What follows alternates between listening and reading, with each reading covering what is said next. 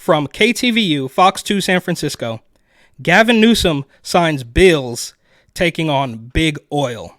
Okay, this guy has been on an absolute tear recently. He signed several AI bills, so you can't make a joke. He signed some sideshow bills, even though laws already existed against what these people were doing. He's cleaning up the highway to make the state look a little bit better on a national scale, position himself for 2028 and make Kamalto look a little bit better. But anybody with two brain cells to rub together can tell, well, you've let it fester for decades now and you want to pretend you're cleaning it up at this instance. And now you want to go against big oil. This is straight out of the Kamalto playbook. This is, we're going to stop the price gauging. The first ever federal ban on price gauging on food. All right, bro. But my name's Eric. This channel is called Report and Opine. Please like, comment, share, subscribe. Hit the notification bell. I'm absolutely begging you. I'm begging you, please. Come on, please. It would help me a lot and cost you nothing. But if you wanted to help me even more and spend just a tiny bit of money, you would buy my book, New York City 2020, Gotham Unglued on Amazon.com. That link will be in the description. Signed 3 bills into law focusing on oil and gas regulation. KTVU's Tom Vakar breaks down what that new legislation will do. Wait, oil and gas regulation? Bro, you are the king of regulation. All these seasonal sun monster and taxes. You're the one who is largely responsible for the incredible price of gasoline in California, but you want to point the finger at somebody else and say they're jacking up the prices. It's almost as if all of these Democrats read from the exact same corruption playbook. Sir? Thank you very much. Martha? One bill gives cities and counties much greater power to restrict oil and gas operations, including forbidding new oil and gas operations within their border. And we're once again empowering local communities to go further than the state itself as it relates to your own health and safety and buffer zones. Another law increases fees on oil and gas wells that are idle or no longer in active use. Such wells must be properly plugged to prevent leaks and contamination. We have on the low end 37,000, the high end over.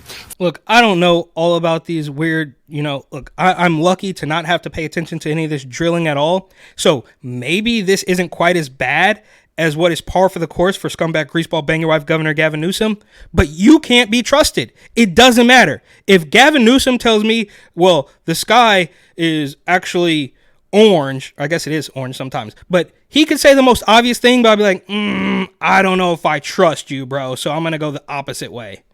40,000 idle wells throughout the state of California. About 5,000 of them are now completely orphaned, which means... And he loves to use this. He's obviously not as smooth as Big Uncle T, but he uses all these hand motions. Nancy Pelosi in the weird monkey paw, she does it all the time. And I guess that is to get you into the spirit of what they're actually saying. And we all remember when he talked about, well, the rain bombs caused us more money in the atmospheric rivers. What we didn't anticipate is these rain bombs in December, January, February, and March, these atmospheric rivers. There's no associated liability except on our backs, meaning the taxpayers are now on the hook. For No. You're trying to put yourself in the same box as the California taxpayer, even though you obviously went to French Laundry and told everybody else that they should stay home. You obviously slept with your best friend and campaign manager's wife back in the day. You obviously hiked up the minimum wage, but then didn't comply with that very same order. This guy is absolutely through the roof, and I guess it's only because he kind of looks like a politician with a slick back hair. And of course, he's nephew to what's her name?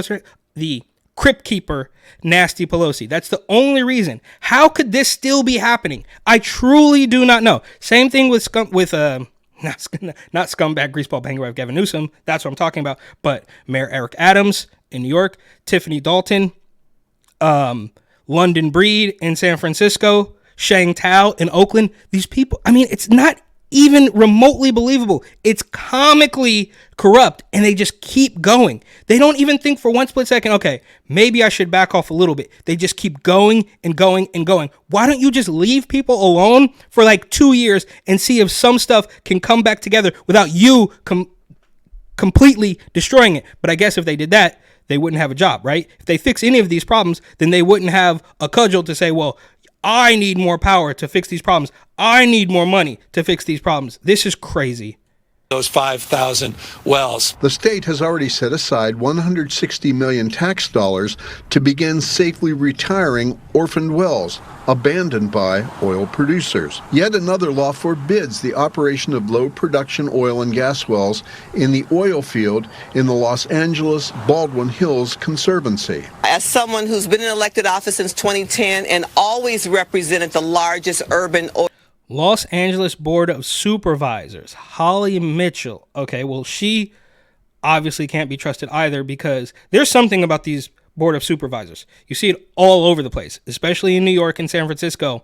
It's not even, I mean, they are coming up with the most outlandish, most notably, the Board of Supervisors in New York said that the NYPD had to document every single interaction with anybody, even if they're just in Times Square, you know, shooting the breeze with somebody. They need to write that down and report it. These people come up with the most outlandish, nonsensical ideas that just make everything, it just bogs everything down. And I guess the only way to fix that is to demand more tax money. And for the record, New York, I believe, is one of, if not the only places in the country that has a city tax on top of the state and the federal tax, which California can't even say that much, I don't think.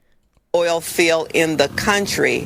What I have learned about that is proximity matters. Our communities are living in places where the environment is leaving a scar for the rest of their lives. To hold folks. No, it's not. That's literally the government. And the environment. What are you talking about, bro? It's you and your ilk, these weird political thugs and these city councilors and these doctorbs. You tried the best, now try the rest. Call 1-600-DOCTORB. The B is for bargain. It's you guys destroying the lives of everybody and claiming that the only way to fix it is to give us more money and give us more of whatever we want. More fancy dinners, more plane trips. And then when you get called out on that and somebody has the balls to try to bring a charge or bring a case or an investigation against you, you're going to say, no, I never did that. Which I guess I wouldn't expect anything less from them. But this is absolutely wild. And it is in the exact vein of price gauging, controlling everything. Accountable on these low production wells, and to create a framework of accountability as it relates to assessing fees and fines that will go back not to the general fund in the state of California, but back to the community for parks and open space. Now that these laws are on the books, oil companies will be filing lawsuits challenging them. The legislature is going back into special session Thursday to consider even more oil-related laws. Tom Vakar. Yeah, okay. Well, again, I don't know too much about this, but I do know that whatever scumbag greaseball bang your wife Governor Gavin Newsom gets his hands on is going to be absolutely detrimental. We all remember when he decided in 2008 that he had a 10-year plan to fix homelessness in San Francisco. Problem of those that are out on the streets that we define as homeless, we better solve the housing problem if we're going to have an impact. And that's why we established this framework, what we call a 10-year plan to end chronic homelessness in San Francisco. Of course, that didn't happen. He graduated up the ladder to the to the governor of the entire state and then destroyed that to the point where businesses are fleeing. They're talking about oil and gas here. Well, what was it? Chevron or Exxon? I completely forget at this particular point in time, but these people are fleeing the state because you are driving them absolutely insane.